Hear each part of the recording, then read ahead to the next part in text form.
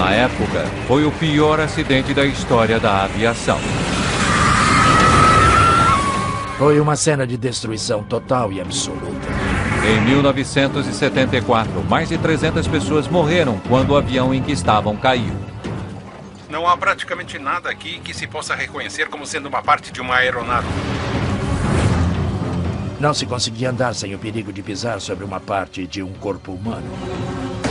A chave para compreender o desastre é encontrada a milhares de quilômetros dali. Uma prova incomum que conta a história perturbadora de um acidente que poderia ter sido evitado.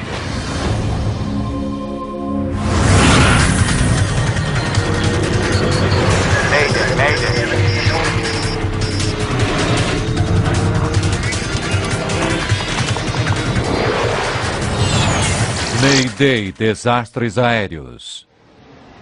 Esta é uma história real, baseada em relatórios oficiais e relatos de testemunhas. 12 de junho de 1972. Tragédia anunciada. Um dos mais novos membros da frota da American Airlines está em Detroit, Michigan. John? Page? Senhor? O voo 96, um novíssimo DC-10, está se preparando para decolar. O comandante Bryce McCormick e o copiloto Paige Whitney estão no avião há horas. Quando estivermos voando, será que você pode dar uma olhada nisto? Detroit é apenas uma escala em um voo de Los Angeles para Buffalo e então para Nova York. Está pronto para experimentar um, Page? Tudo bem, senhor.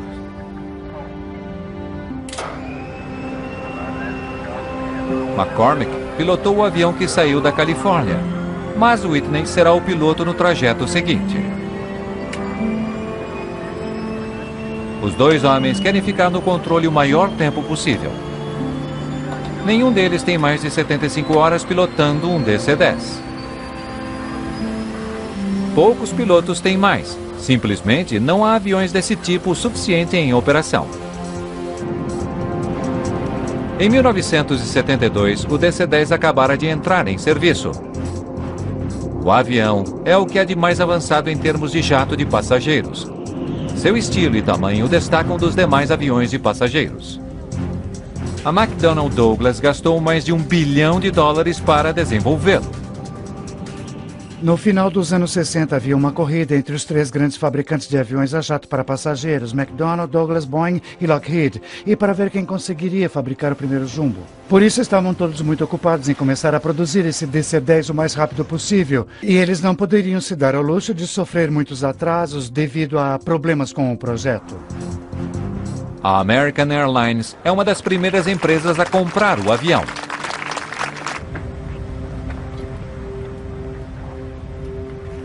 O voo 96 é um desses aviões. Aqui está, senhora.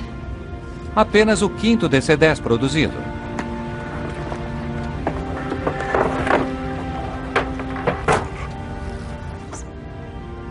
C.J. Smith acabara de passar por um treinamento para ser a comissária-chefe no DC-10. Eu estava muito animada porque era um dos primeiros jumbos que tínhamos. E eu teria a oportunidade de voar como número 1, que é o que eu sempre quisera em um grande jato.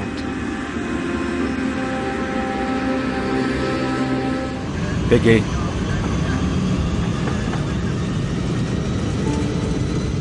V1, girar.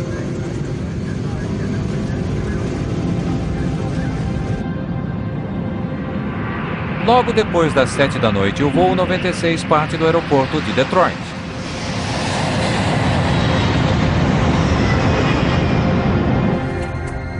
Poucos minutos após a decolagem, o avião atinge facilmente os 3.500 metros sobre Windsor, Ontário, no Canadá.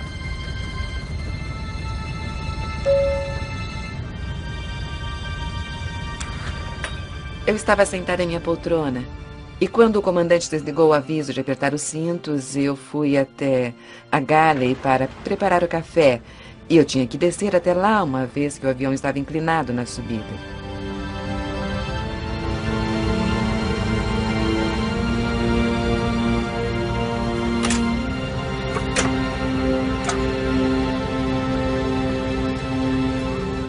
Quando encaixei a cafeteira e me virei para um dos lados, foi então que aconteceu.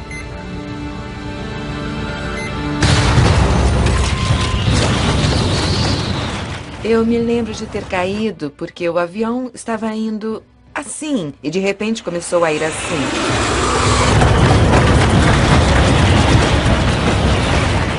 Eu vi os compartimentos no teto se abrirem e vi coisas sendo sugadas para fora dos compartimentos e tudo mais e pensei, minha nossa, aquilo me pareceu ser o último dia da minha vida.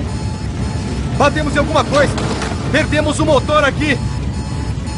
Na cabine, a tripulação está lutando para controlar o jato.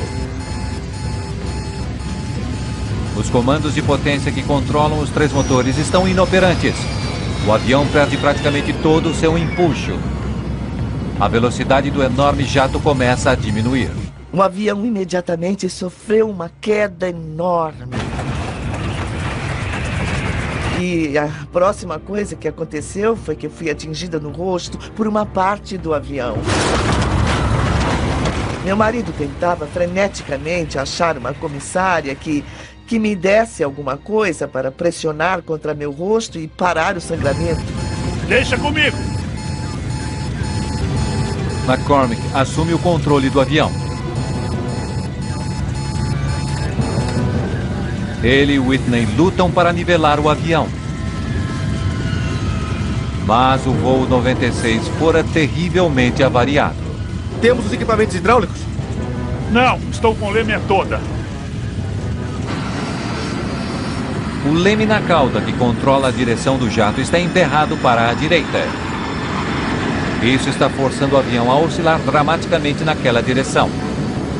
Enquanto McCormick luta para levar seu avião danificado de volta para Detroit, C.J. Smith fica chocada ao ver um buraco no piso na cabine principal de passageiros. As pessoas estavam me perguntando o que fazer e eu não sabia o que lhes dizer. Smith consegue contar todos os seus passageiros, mas a comissária Sandra McConnell não está ali. Sandra! Está me ouvindo? Sandra, onde você está? E finalmente eu a vi saindo de um dos banheiros. McConnell precisa atravessar o buraco no chão para chegar a um lugar seguro.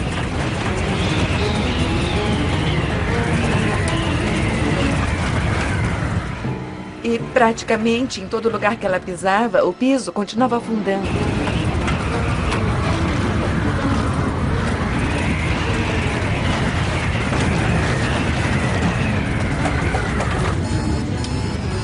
A tripulação consegue potência para os motores nas asas.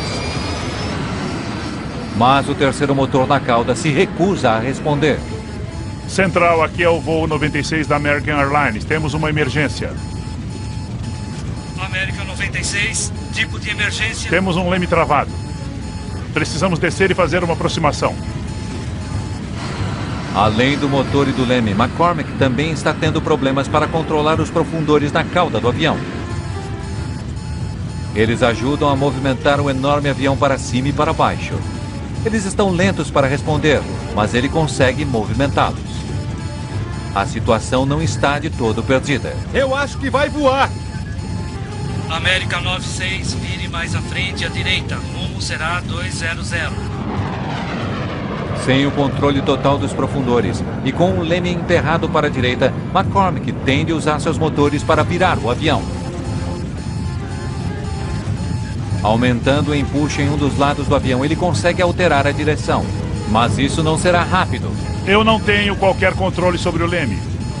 Por isso, nossas curvas terão que ser muito lentas e cuidadosas. Todos os passageiros se afastam o mais que podem do buraco na parte de trás.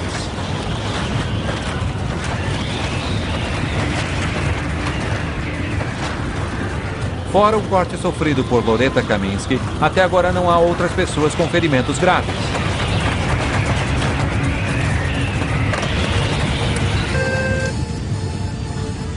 Comandante, há um buraco na parte de trás do avião. Um buraco? Sim, senhor. O que quer que a gente faça? Prepare todos para uma aterrissagem de emergência. O DC-10 de Bryce McCormick está seriamente avariado. A vida de todos a bordo depende agora inteiramente de sua habilidade de aterrissar um avião que mal consegue voar.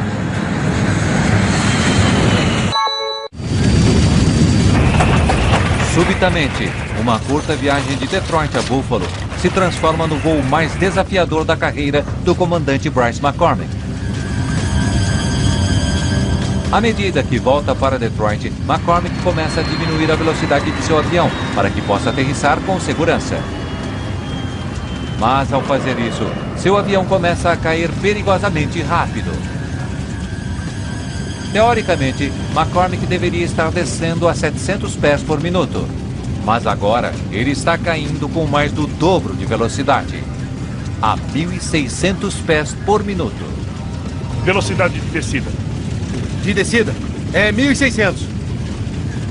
Nessa velocidade, McCormick irá se chocar com o solo pouco antes da pista de pouso. Ele aumenta a força de seus motores para suavizar a queda. Velocidade de descida, 700. McCormick diminui a razão de descida do avião para 700 pés por minuto.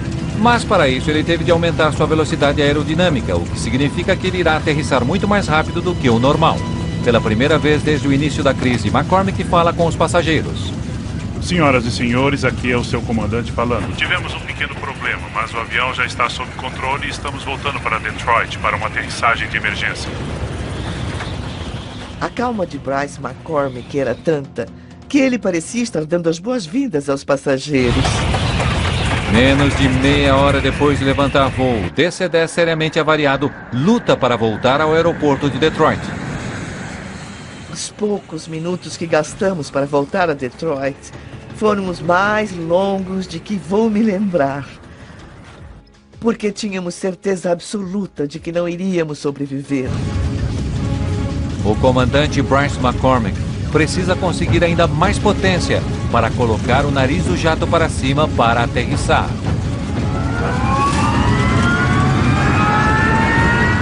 Seu avião continua jogando para a direita e voando rápido.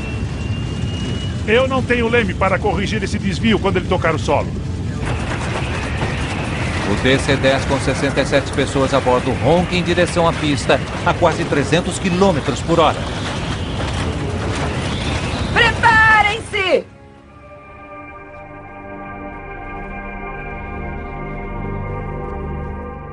A aterrissagem foi a parte mais assustadora de toda a viagem.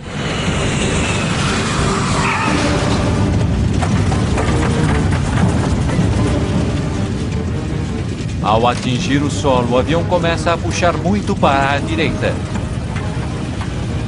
Quando o avião aterrissou, parecia que não iria parar nunca. Aquilo durou uma eternidade. Um dos conjuntos de rodas do trem de pouso sai fora da pista e corre sobre o gramado.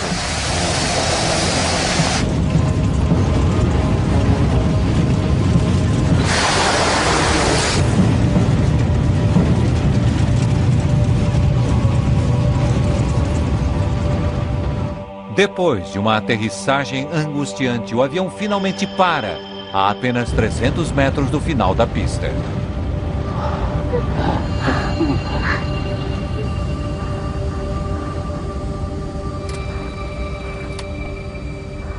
Certo. Os motores podem ser desligados. Desligue-os. Todas as mulheres queriam abraçá-lo e ele foi simplesmente incrível. E naquele momento todos nós percebemos que estávamos vivos por causa dele. Que ele havia literalmente salvo nossas vidas. Se você analisar uma coisa dessas e disser, bem, há pilotagens boas e ruins, bom, essa foi mais do que boa, foi excepcional, isto é, usar os instintos que se tem como piloto aviador e todas as habilidades para permanecer calmo o suficiente para avaliar a situação. Com o avião no solo, a tripulação tem sua primeira oportunidade de verificar os danos. O comandante e eu fomos para trás. Quando todos tinham saído, fomos até parte de trás e então vimos esse buraco. E ele era muito estranho. Não há indicação de que o jato tenha atingido alguma coisa, como os pilotos haviam pensado inicialmente, o que teria causado tamanho dano ao avião. O buraco era tão grande que, se alguém estivesse sentado nas poltronas próximas, essas pessoas teriam sido sugadas para fora. Naquele momento, ainda se imaginava que pudesse ter sido uma bomba. Mas ainda que o incidente tenha acontecido de forma tão súbita e explosiva, nenhum indício de bomba é encontrado.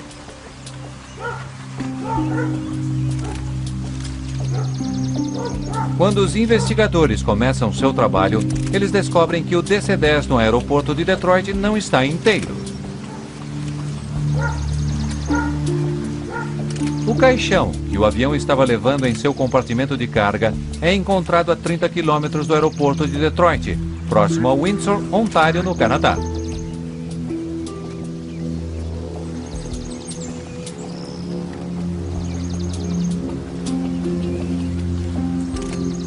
Os investigadores também encontram a porta traseira do compartimento de carga.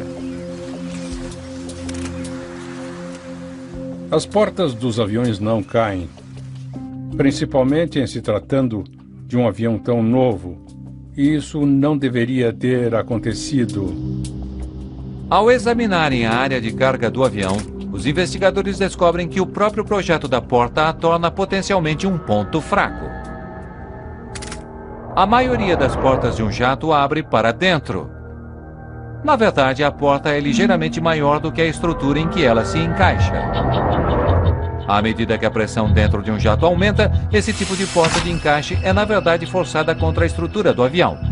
O projeto das portas as torna extremamente seguras. Mas a McDonnell Douglas projetara a porta do compartimento de carga do DC-10 para abrir para fora. Aquela decisão fora tomada para aumentar o espaço de armazenamento no avião.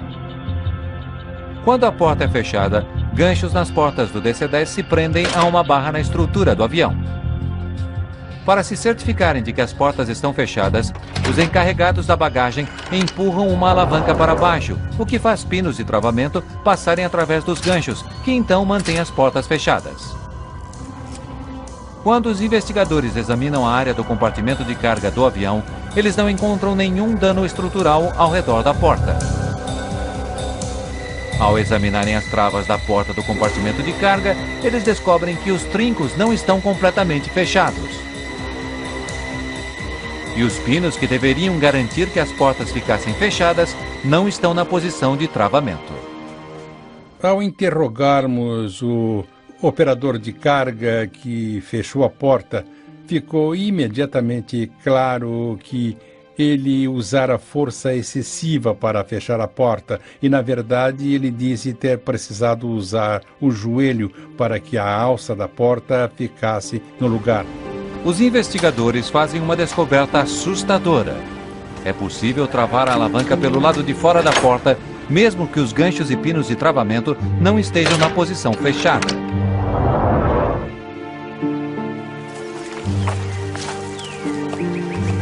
Co-Ed é o jornalista que investigou a história do DC-10. Bem, um incidente em Windsor mostrou que era possível puxar a alavanca para travar a estrutura superior, de modo que a alavanca ficasse na posição correta, mas sem que os pinos de travamento estivessem em seus encaixes. Isso significa que os encarregados da bagagem poderiam achar que a porta estava fechada, mesmo ela estando aberta. O problema não era apenas a possibilidade de a alavanca do lado de fora poder ser fechada sem que as travas estivessem totalmente no lugar. Se isso acontecesse, não havia como a tripulação saber disso. Os pinos de travamento avariados continuarão desligando a luz de alarme, ainda que não estejam na posição correta. A porta era uma bomba prestes a explodir. À medida que os jatos de passageiros ganham altura, a diferença de pressão entre o lado de dentro e o lado de fora do avião aumenta. Se uma porta não estiver fechada corretamente, ela será arrancada com uma força explosiva. O problema com o voo da American Airlines começou quando o avião passou dos 3.500 metros. Quando a porta foi arrancada, o caixão que estava no compartimento de carga foi sugado para fora. Quando a pressão de ar dentro do avião foi liberada, tudo que não estava bem preso foi puxado para fora do avião. É algo realmente assustador quando você não está esperando. O que existe é uma grande quantidade de ar presa dentro desse recipiente de pressão que agora quer sair. E quanto maior o avião, maior e mais violento é o furacão de ar que sai do avião durante esse período. A descompressão explosiva em si não torna impossível pilotar um avião. Mas então, por que o comandante McCormick sentiu tanta dificuldade em controlar seu jato? Os investigadores examinam mais de perto a parte de trás da cabine do avião e descobrem que o próprio projeto do DC-10 o torna vulnerável. Quando a porta do compartimento de carga foi arrancada, havia tanta pressão sobre o piso da cabine que ele desmoronou sobre o compartimento de carga abaixo. Ao cair, o piso atingiu parte dos sistemas vitais de controle do avião. Ao cair, o piso atingiu os cabos que controlam o motor número 2 e a maior parte dos cabos, ou obstruiu a maioria dos cabos ligados aos controles de voo na parte de trás. Eu acho que vai voar! Isso deixou McCormick com controle suficiente apenas para manter o avião nivelado. A incrível capacidade de pilotagem de Bryce McCormick salvara a vida de todos a bordo do voo 96. Entretanto, havia um problema com um dos mais novos e mais caros aviões voando sobre os Estados Unidos. No incidente em Windsor, havia uma falha óbvia. E foi então que o NTSB disse: este é o ponto crucial, fechar essa porta sem ter aqueles mecanismos de trava no lugar. Vamos nos certificar que o sistema seja mudado. Todo operador de DC-10 precisa saber disso. Quero tudo verificado. Quero todos os pinos verificados. Chuck Miller é o chefe da Agência de Segurança da Aviação do NTSB. Sua responsabilidade é identificar os problemas com o novo DC-10 e propor soluções. Miller ajuda a determinar os itens que ele acredita que a McDonnell Douglas precisa consertar para manter o avião seguro. Ele era realmente muito profissional e seus investigadores tinham um enorme respeito por ele, já que não ficava parado no escritório, estava sempre no local da ocorrência. Para Chuck Miller, o conserto do DC-10 é uma questão de orgulho profissional. Para a McDonnell Douglas, o quase acidente sobre o Windsor tem enormes implicações. Sua aposta de $1 bilhão chegou perto de despencar dos céus. Se mais alguma coisa der errado, a empresa em si poderá estar em perigo. –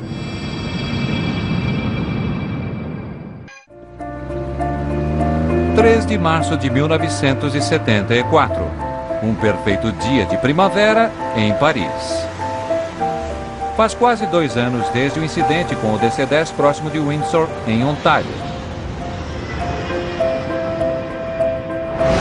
Hoje, mais de 50 novos aviões voam pelo mundo todo.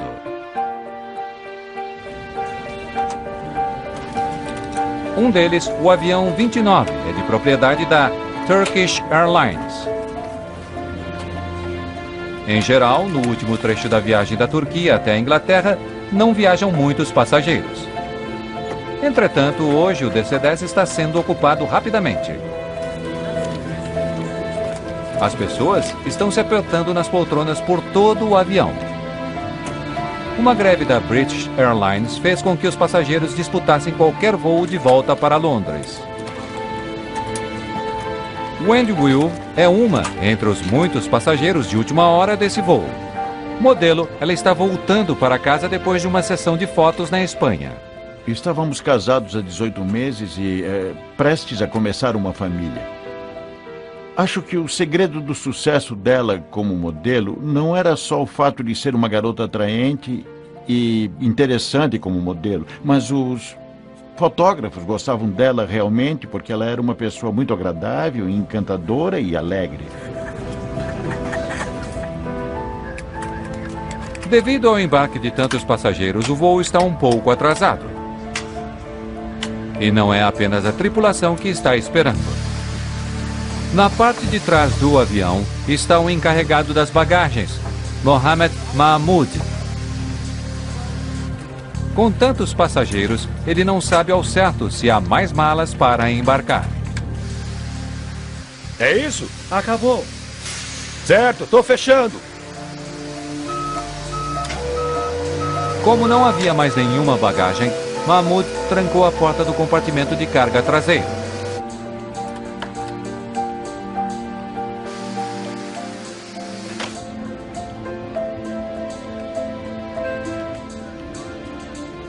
O DC-10 está pronto para partir. Logo depois das 12 horas e 30 minutos da tarde, o voo 981 da THY levanta voo sobre Paris.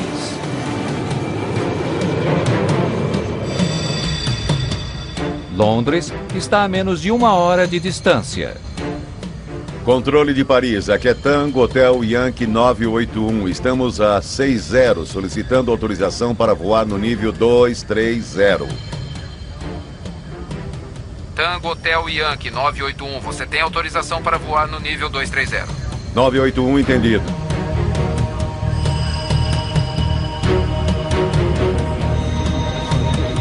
À medida que se afasta do aeroporto, o DC-10 continua a ganhar altitude. –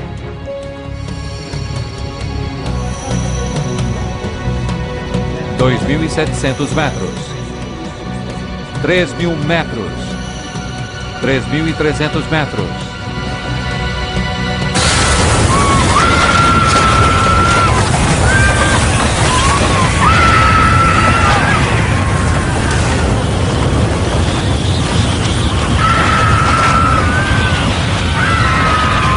O enorme jato estremece e se inclina para a esquerda.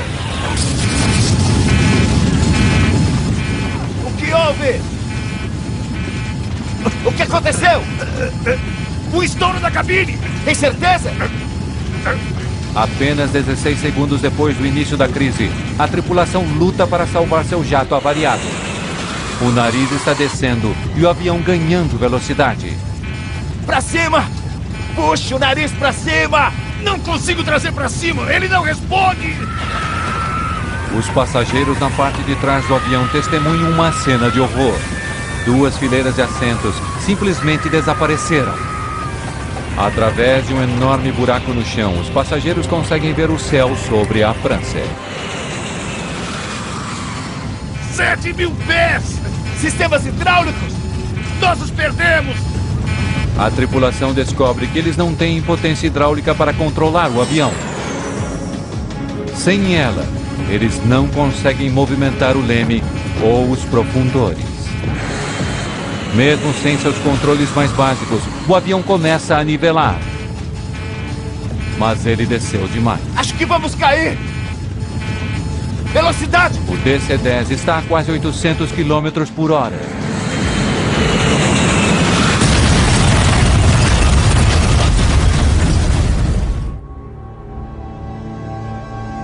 O voo de Paris a Londres não chega nem mesmo ao Canal da Mancha. Apenas 9 minutos depois de decolar, o voo 981 da Turkish Airways se transforma no pior acidente aéreo de todos os tempos. Não há praticamente nada aqui que se possa reconhecer como sendo uma parte de uma aeronave. O voo 981, levando 346 passageiros, praticamente se desintegra no momento do impacto. Não há sobreviventes. Era um cenário de completa devastação e os restos de objetos pessoais, fios elétricos, pedaços de metal, parte de corpos, estavam por toda parte. Era impossível conseguir andar por qualquer lugar por ali sem correr o risco de pisar numa parte de um corpo humano. Eu ainda tenho pesadelos mesmo depois de 33 anos. Investigadores da Agência Francesa de Investigação de Acidentes chegam rapidamente ao local. Meu primeiro trabalho era avaliar a extensão dos destroços e começar a primeira investigação no local. De início era impossível saber o que havia ocorrido. Eu simplesmente via que um terrível acidente havia acontecido e que aquele Seria um trabalho muito difícil para os investigadores. Apesar da violência do impacto, as caixas pretas, feitas de 3 camadas de aço temperado e isolamento, resistem.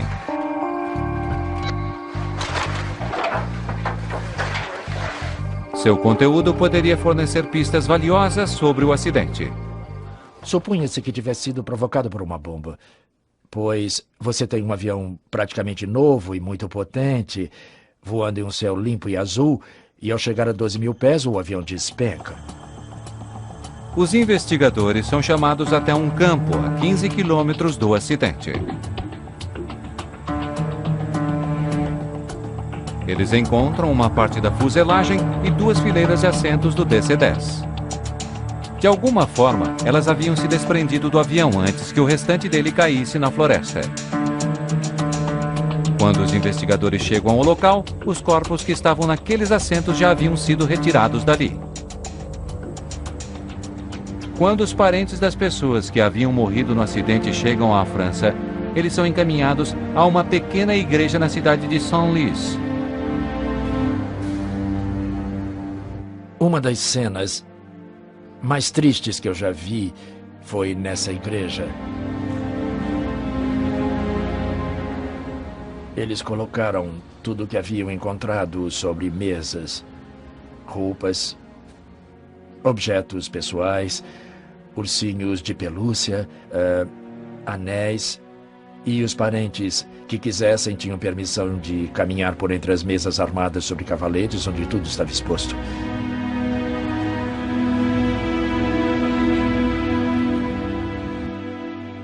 Eles haviam feito um pacotinho com a aliança de minha esposa, anéis, o anel de noivado. Estava tudo muito danificado e você pode imaginar o que me passava pela cabeça.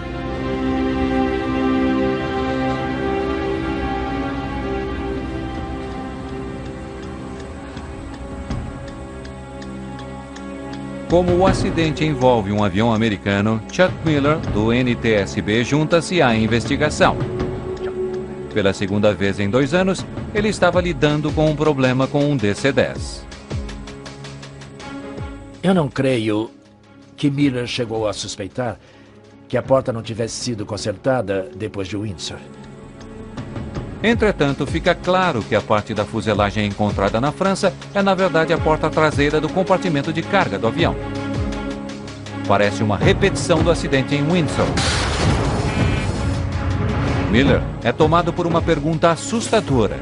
Por que o problema não havia sido resolvido?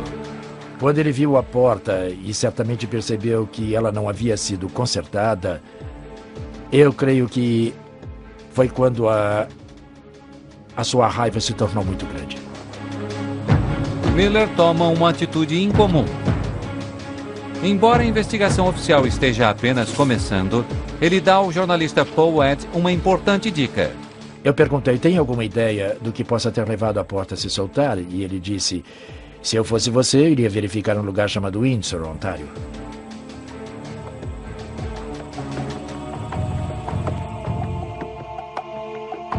Olá. Sou Chuck Miller. Miller partilha suas suspeitas com os investigadores franceses. Poderia, por favor, passar isso?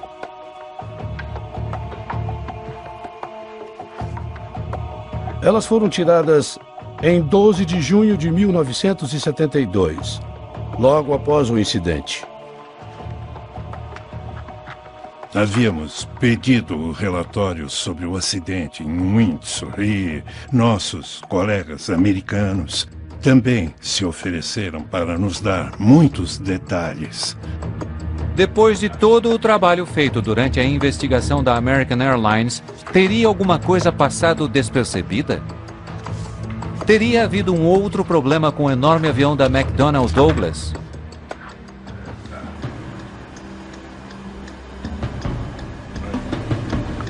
Com a informação de Chuck Miller, os investigadores franceses examinam mais detalhadamente a porta do compartimento de carga do avião. Eles fazem uma descoberta estarrecedora. Não há nenhum problema novo. Isso é exatamente o que aconteceu com o avião da American Airlines. Os trincos que deveriam manter a porta do compartimento de carga fechada não estão travados. E como 2 fileiras de assentos foram sugadas para fora do DC-10 sobre Paris, fica claro que o piso soltou-se exatamente como havia ocorrido em Windsor. Acho que vamos cair! Não consigo trazer pra cima! Ele não responde! Na verdade, quando os investigadores ouvem a gravação dos dados da cabine do piloto, 7.000 pés! Eles descobrem que a tripulação do voo da Turkish havia tido ainda menos controle de seu avião do que a tripulação do voo 96 da American Airlines. Temos um leme travado. Precisamos descer. Eu acho que vai voar. Sobre o Windsor, Bryce McCormick conseguira recuperar seu avião e aterrissar. Mas em Paris, todos os sistemas hidráulicos haviam sido destruídos. Temos os equipamentos hidráulicos! Nós os perdemos! O fluido hidráulico ajuda a tripulação a movimentar o leme e os profundores na cauda. A impossibilidade de controlá-lo significava que a tripulação não conseguiria manter o avião no ar. O problema básico foi que o voo de Paris era muito mais pesado devido ao número de pessoas a bordo. O piso caiu com tamanha pressão que avariou todos os cabos e controles na parte de trás. Depois disso, não lhes restava esperança. Juram que seu testemunho será absolutamente... Logo depois do acidente com o voo 981 da Turkish Airlines, Chuck Miller volta aos Estados Unidos. Nossa primeira testemunha essa manhã é o Sr. C.O. Miller, diretor da Agência de Segurança da Aviação do NTSB. Dessa vez, ele enfrenta perguntas dos senadores americanos. Quando ficou sabendo pela primeira vez dos efeitos catastróficos Tem início uma audiência especial para descobrir como um problema identificado em 1972 poderia ter derrubado outro avião 2 anos depois. Sem dúvida, o que acreditávamos até então é que tivessem sido... O que se tem de descobrir agora é porque a porta não fora consertada. Menos de um mês depois do quase acidente em Windsor, o NTSB havia feito 2 recomendações bastante específicas. Miller e seus investigadores haviam recomendado que uma mudança fosse feita no mecanismo de trava. Eles queriam ter certeza de que seria fisicamente impossível os encarregados das bagagens travarem a alavanca sem que os pinos de travamento estivessem no lugar.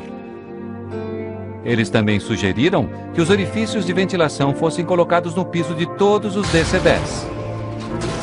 Isso permitiria que o ar da cabine pressurizada equalizasse rapidamente sem que o piso desmoronasse.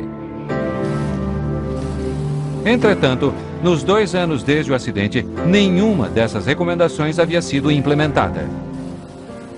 Há um problema fundamental no Departamento de Segurança da Aviação e tem sido assim nos Estados Unidos já há muito tempo. A função do NTSB é descobrir o que ocorreu no caso de um acidente e apresentar garantias de que um acidente semelhante não volte a acontecer, mas o órgão não tem autoridade para implementá-las. O NTSB não tem autoridade estatutária. Eles precisam recorrer à FAA, como fizeram, e dizer: queremos que isso ou aquilo seja feito, e é aí que falha o sistema. Se a FAA, Administração Federal de Aviação, emitir um boletim de serviço compulsório, os aviões ficam fora de serviço até que a devida modificação seja feita. Mas mesmo tendo sido tão sérios os problemas com o DC-10, nenhum boletim desse tipo chegou a ser emitido. Um assim chamado Acordo de Cavalheiros entre os dirigentes da FAA e da McDonnell Douglas evitou que isso ocorresse. O Acordo de Cavalheiros é a causa do acidente em Paris. Se um boletim a respeito daquele problema tivesse sido emitido, o que deveria ter sido feito depois de Windsor, o acidente em Paris não teria ocorrido. Foi um acidente totalmente evitável. A McDonnell Douglas assegurou à FAA que faria o conserto voluntariamente.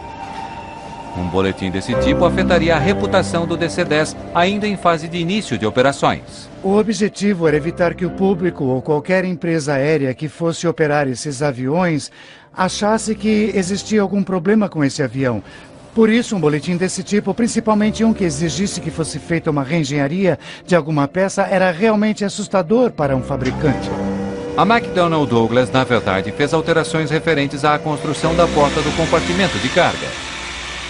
Um olho mágico foi inserido na parte inferior da porta, para que os encarregados da bagagem pudessem ver se os pinos de travamento estavam no lugar.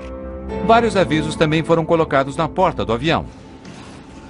A empresa fez também outras alterações no DC-10. Essas mudanças incluíam o aumento do comprimento dos pinos de travamento e a fixação de uma placa do lado de dentro da porta. Essa placa tornaria fisicamente impossível empurrar a alavanca se a porta não estivesse fechada corretamente. Mas cada um dos reparos propostos apresentava seu próprio problema. É isso? Acabou.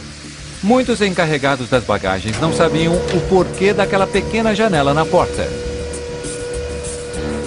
O encarregado das bagagens em Paris lia e falava 3 línguas, mas não inglês, a única língua nos avisos na porta.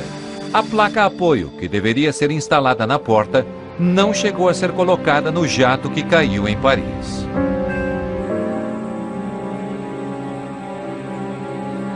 Documentos confirmando a conclusão do trabalho também são divulgados. Mas, independentemente do que eles dizem, o reparo nunca foi feito. O problema é que não se tem um inspetor da FAA independente para examinar tais modificações e colocar ali um selo seu. Não era um boletim de serviço compulsório. Nos anos seguintes ao acidente com o voo da Turkish Airlines, vários processos foram protocolados na Califórnia.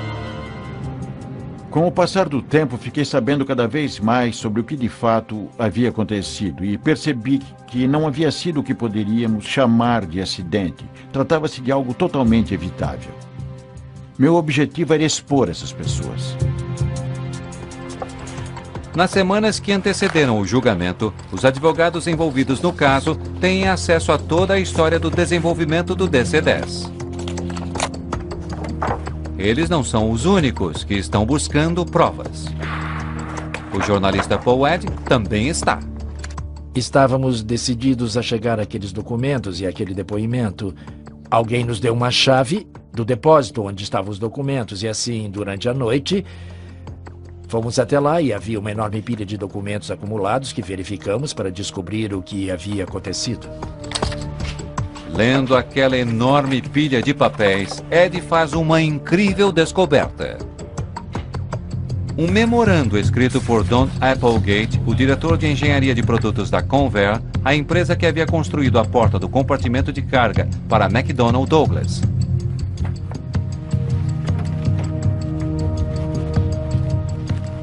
Percebemos a falha deles quando vimos o memorando de Applegate que alertava a prévia especificamente que isso aconteceria.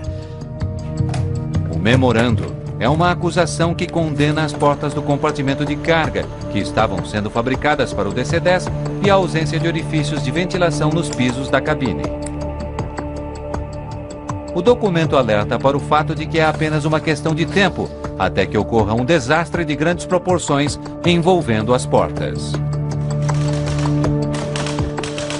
O avião demonstrava uma susceptibilidade inerente a uma falha catastrófica, quando exposto à descompressão explosiva do compartimento de carga. O memorando, escrito poucas semanas depois do quase acidente em Windsor, recomendava que fossem feitas alterações imediatas à porta do compartimento de carga do DC-10.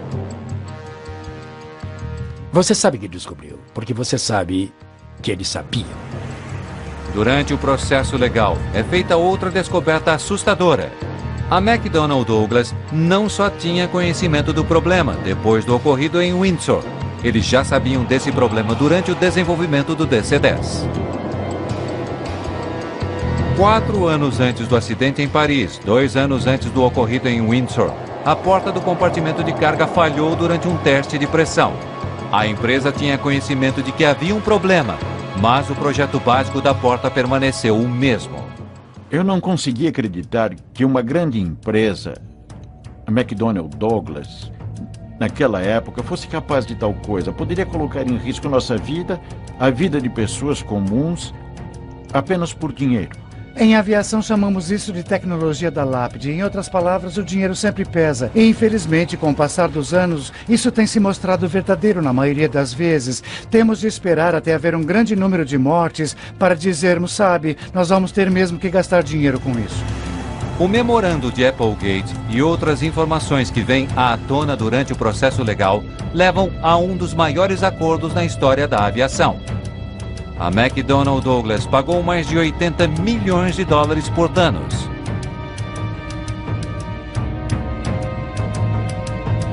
Depois do acidente em Paris, finalmente foram feitas alterações à prova de acidentes na porta do compartimento de carga do DC-10.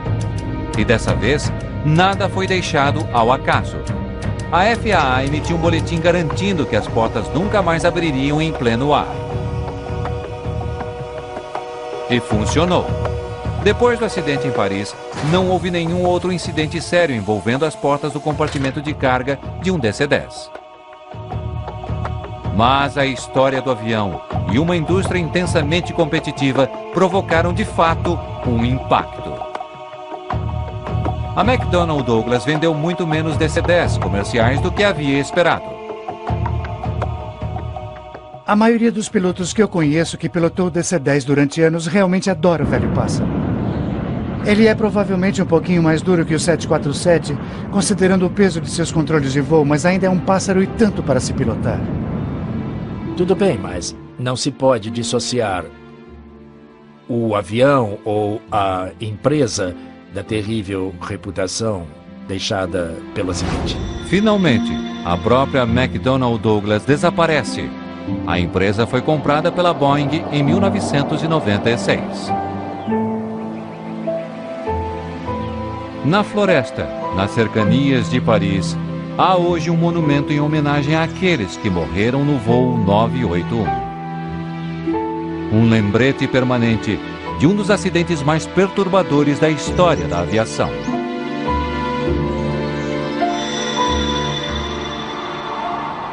Você nunca esquece. Eu continuei tocando a vida por mais de 30 anos, mas nunca esqueci. Até hoje as pessoas acham que foi um acidente, mas não foi.